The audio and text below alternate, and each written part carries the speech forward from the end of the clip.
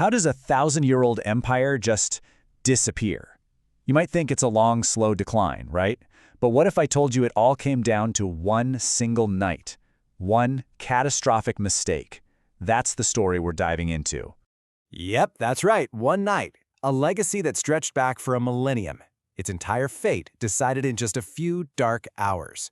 And it all hinged on one mistake. Just a single point of failure, a tiny crack in a defense that everyone, and I mean everyone, thought was completely unbreakable.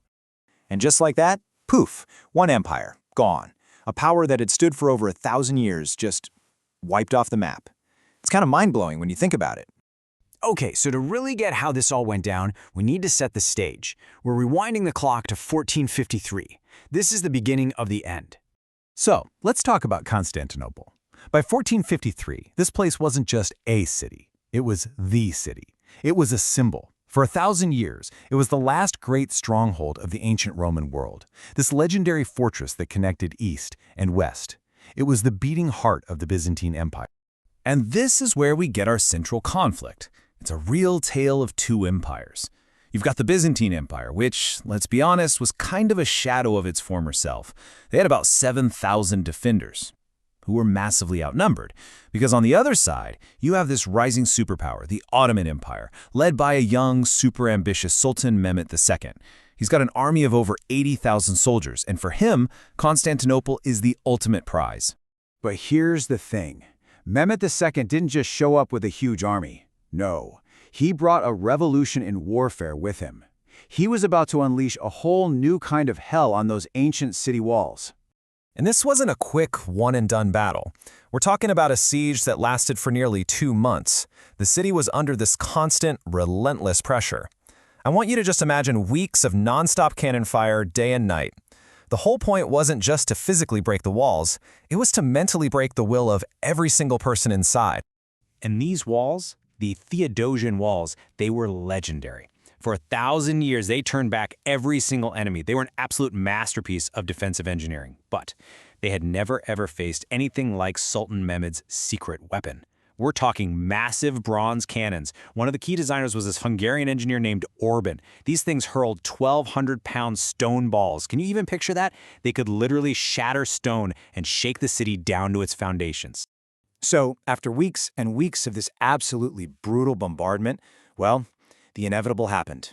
All that constant pounding finally found a weak spot. And in one single, fateful moment, the entire tide of history turned.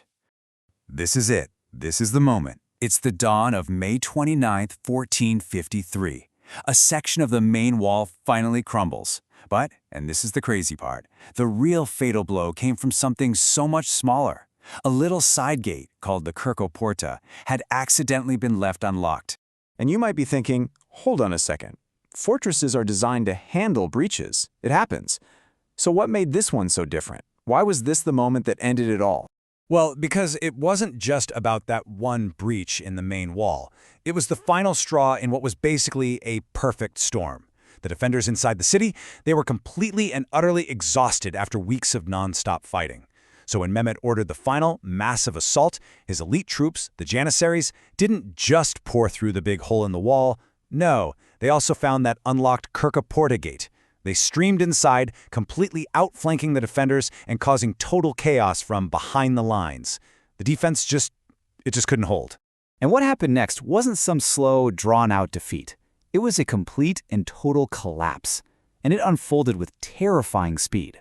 You see, once those elite Ottoman Janissaries were inside the walls, pure panic took over. The entire command structure just fell apart. That organized, disciplined defense that had held on for so long, it just dissolved. We're talking a matter of hours. It was like a line of dominoes tipping over, one after the other. First, chaos hits the streets. Citizens are fleeing for their lives. Second, any hope of help arriving from allies? Gone. It was way too late.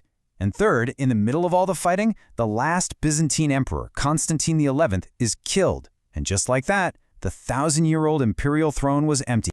And that is the final stark reality of it all. An imperial line that you could trace all the way back to ancient Rome was over.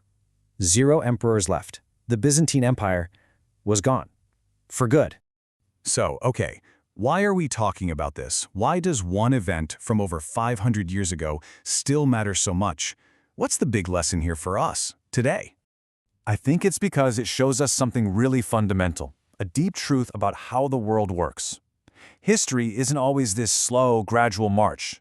Sometimes the entire world can pivot on a single tiny moment, a wall crumbling at dawn, a gate left unlocked.